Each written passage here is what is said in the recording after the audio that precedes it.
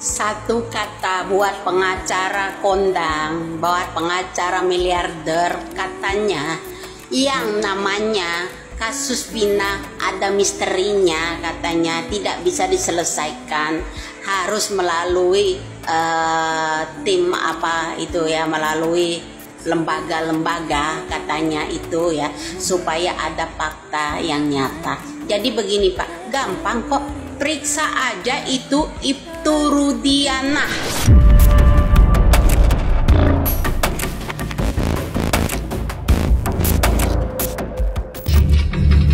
Halo Bu Bacot Ibu Widya. Bacotnya tolong diarahkan ke lembaga resmi pemerintah. Bacotnya diarahkan ke Komisi 3 DPR agar ikut bersuara tentang penegakan hukum. Bacotmu juga diarahkan kepada Menko Polhukam agar Menko Polhukam juga kasih perhatian atas kasus ini. Bacotmu tolong diarahkan ke Pak Jokowi agar Pak Jokowi segera bentuk tim pencari fakta. Tanpa itu, bacotmu itu nggak ada gunanya ngomong tiap hari di medsos hanya untuk mencari follower.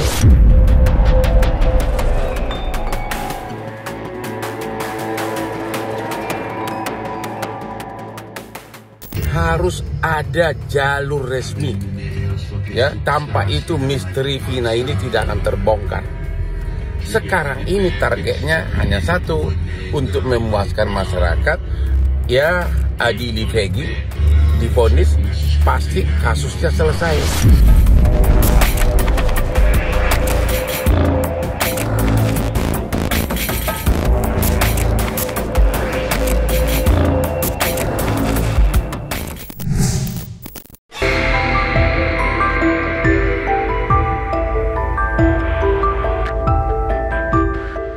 Di tengah bergulirnya proses penyelidikan terhadap kasus tewasnya Vina, lagi-lagi sosok baru muncul dan menjadi sorotan.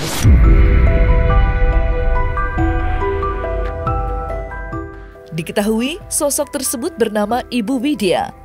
Meski belum diketahui secara pasti soal latar belakangnya, akan tetapi wanita tersebut terus mengkritik kasus ini hingga mengkait-kaitkannya dengan sejumlah nama. Bahkan belum lama ini, Widya mengunggah sebuah video yang mana dalam video tersebut ia secara gamblang menyatakan ketidaksukaannya dengan sosok pengacara yang dinilainya salah usai secara legowo memberikan pembelaan terhadap orang tua Eki, Ibtu Rudiana.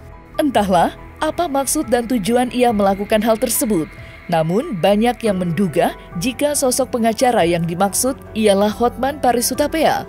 Menyadari bahwa namanya telah disindir oleh Widya, Hotman Paris pun membalas dengan unggahan video yang juga diupload di media sosial miliknya. Lantas benarkah Hotman sudah gerah dengan kelakuan Ibu Widya? Akankah Hotman menyeret Ibu Widya ke jalur hukum? Satu kata buat pengacara kondang, buat pengacara miliarder, katanya yang namanya kasus Vina ada misterinya, katanya tidak bisa diselesaikan, harus melalui tim apa itu ya, melalui lembaga-lembaga katanya itu ya, supaya ada fakta yang nyata. Jadi begini Pak, gampang kok, periksa aja itu Ibtu Rudiana. Kenapa ada yang membelain Ibtu Rudiana nih ya? Keluarganya, orang-orang yang terkait di yang namanya suapnya Ibtu Rudiana, terus kemudian mengundurkan diri dari kasus ini.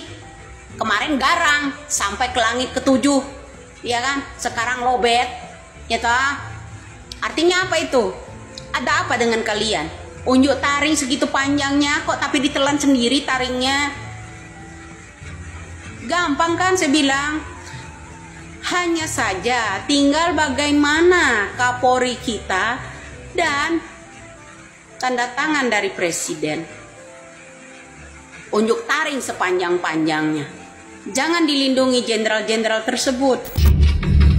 Halo Bu Bacot Ibu Widya. Bacotnya tolong diarahkan ke lembaga resmi pemerintah. Bacotnya diarahkan ke Komisi 3 DPR agar ikut bersuara tentang penegakan hukum. Bacotmu juga diarahkan kepada Menko Polhukam agar Menko Polhukam juga kasih perhatian atas kasus ini. Bacotmu tolong diarahkan ke Pak Jokowi agar Pak Jokowi segera bentuk tim pencari fakta. Tanpa itu, bacotmu itu nggak ada gunanya ngomong tiap hari di medsos hanya untuk mencari follower. Ya, harus ada jalur resmi. Ya, tanpa itu misteri Vina ini tidak akan terbongkar. Sekarang ini targetnya hanya satu, untuk memuaskan masyarakat. Ya, adili Peggy divonis, pasti kasusnya selesai. Yang 2 DPO akan menjadi hilang begitu saja, tidak ada akhirnya cerita itu. Sekaranglah waktunya, kamu jangan kritik orang melulu, arahkan ke lembaga yang berwenang. Dan nggak ada gunanya kau kritik Hotman, lu nggak ada apa-apa karirnya dibandingkan Hotman kalau bidang hukum. You are nothing, oke? Ya, karena saya tahu something wrong, makanya keadilan sekarang di tangan Pak Jokowi.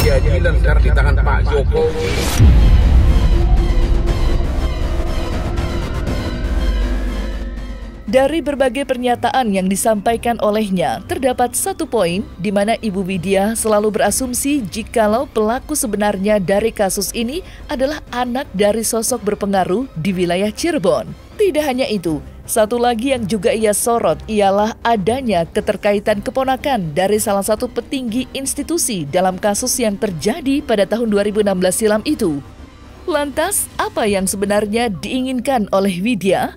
Benarkah ia sangat menginginkan Ibtu Rudiana juga diperiksa dalam kasus ini? Periksa kembali itu Ibtu Rudiana, ya, berserta jajarannya. Ada apa ini? Ya kan? Murnikah itu dibilang pembunuhan? Murnikah itu kecelakaan? Tidak, ya kan?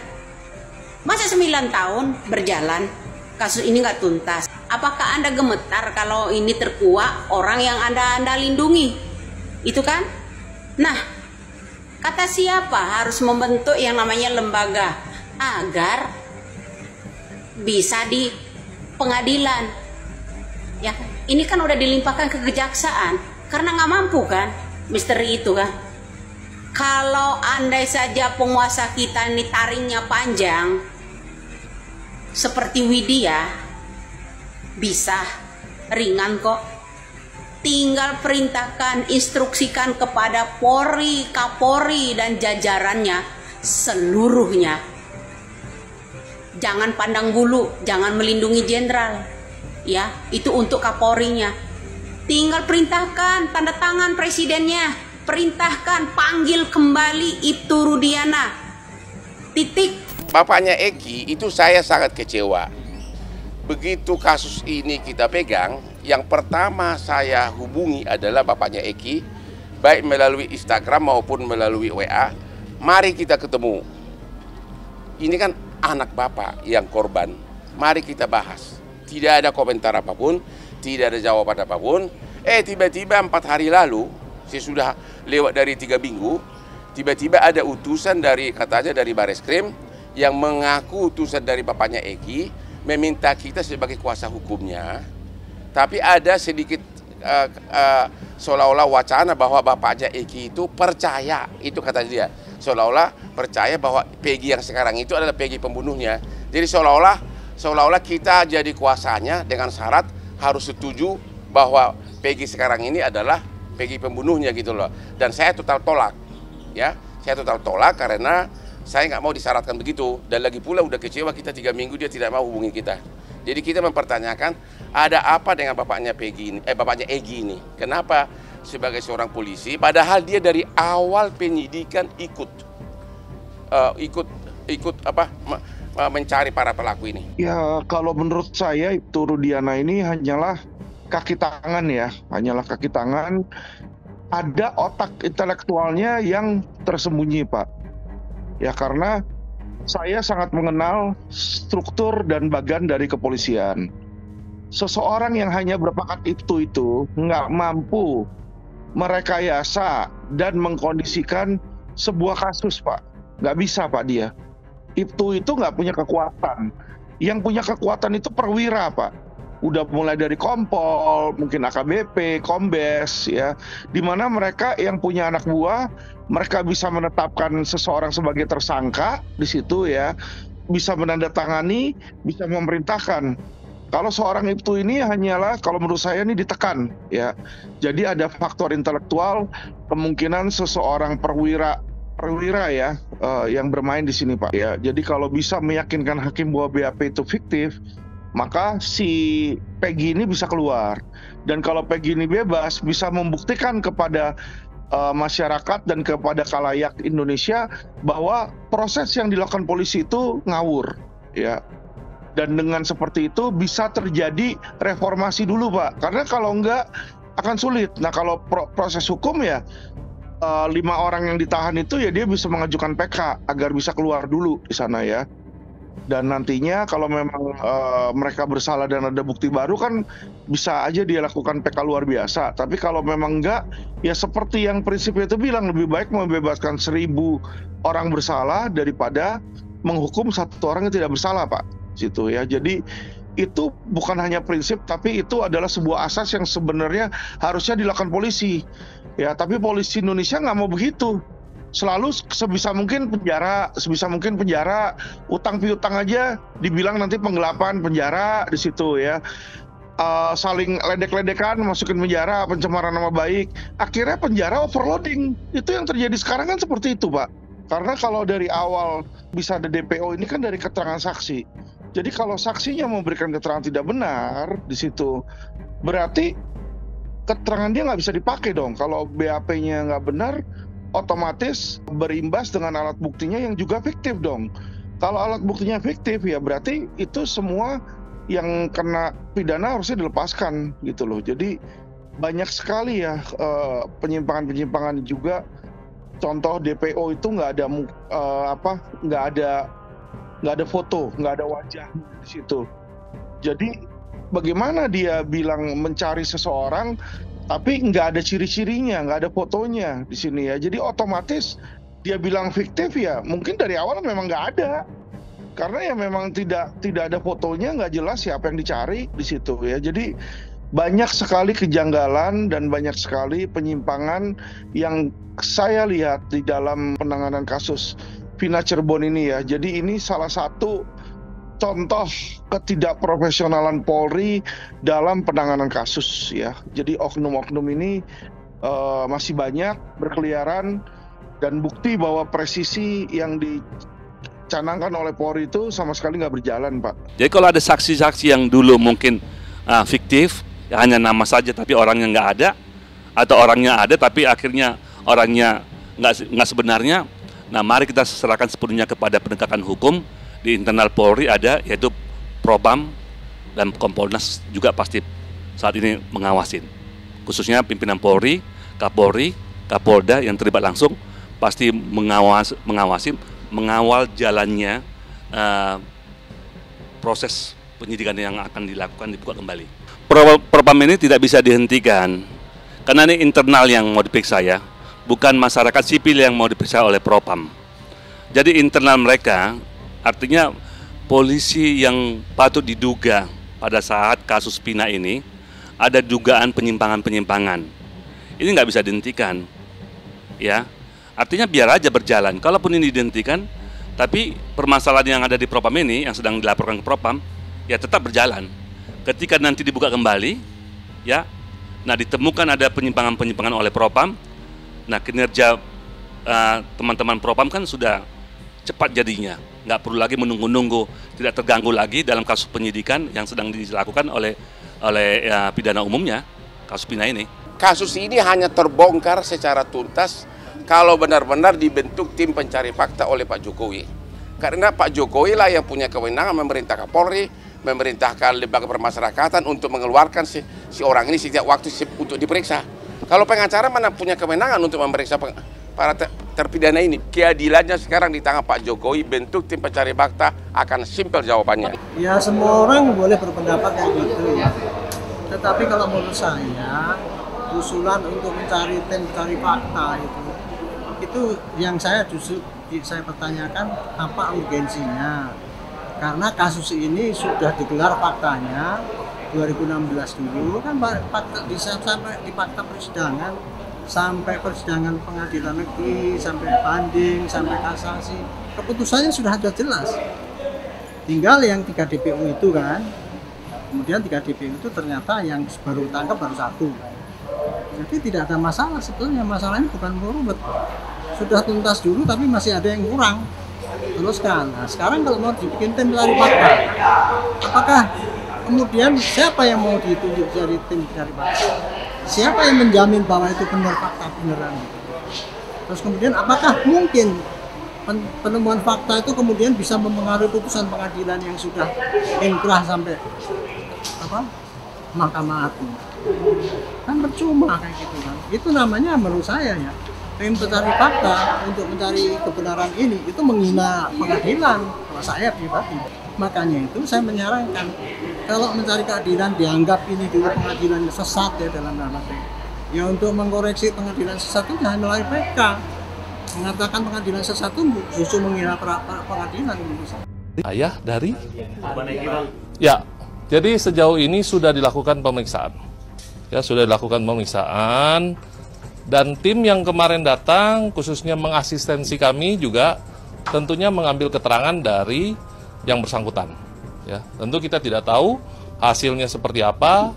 Nah, nanti kita tunggu seperti apa hasil pemeriksaan yang sudah dilakukan baik oleh tim pengawas internal maupun tim pengawas eksternal. Di proses 2016 ya, itu sudah kita sama-sama ketahui sudah inkrah.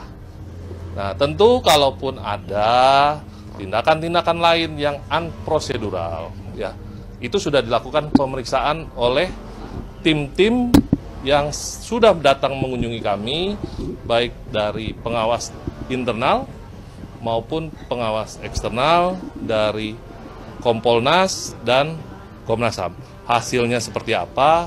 Silakan rekan-rekan bertanya kepada tim yang telah melakukan pendalaman, pemeriksaan, maupun yang sampai dengan saat ini masih mengawasi proses penyidikan yang sedang dilakukan oleh teman-teman penyidik di Treskrim Polda Jawa Barat.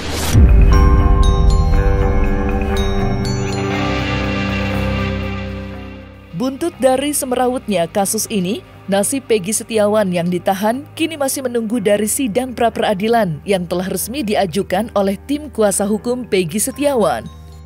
Kuasa hukum Peggy Setiawan percaya jika kliennya hanyalah korban salah tangkap oleh aparat yang dinilai serampangan dalam upaya menangkap kasus tewasnya Vina yang penuh dengan kejanggalan. Lantas seperti apa peluang dan desakan para praktisi hukum melihat keadilan untuk Peggy Setiawan?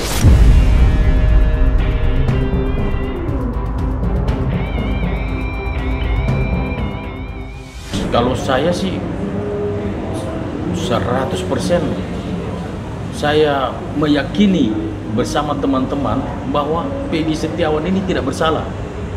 Makanya kami yakin bahwa klien kami ini pasti bebas. Karena merasakan bukti-bukti, terus kemudian alibi, waktu kejadian juga dia tidak ada di tempat kejadian perkara. Dia berada di Bandung. Sudah ada fakta-fakta baru dan tapi kan saya nggak bisa bicara di media. Itu senjata kami di pra-peradilan nanti. Pada saat pra-peradilan nanti kita meminta supaya Komisi Yudisial juga kawal ini perkara sehingga tidak ada dusta di antara kita.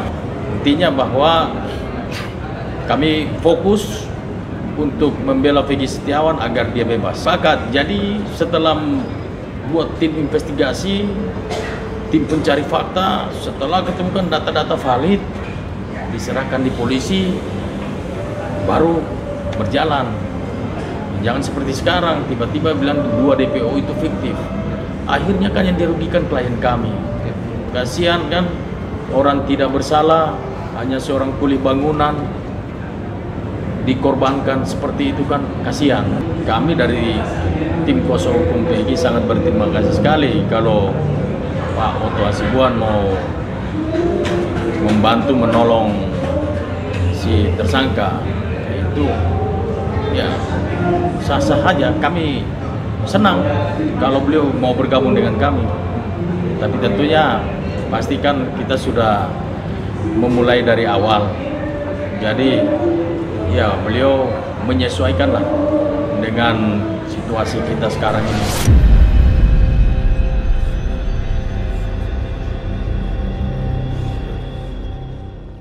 Nah, selesai sudah Cumi Lovers. Saksikan terus Cumi Camp In-Depth, kabar lengkap, mendalam, dan akurat dari narasumber terpercaya. Dan jangan lupa untuk like, subscribe, dan juga share channel YouTube Cumi Cumi.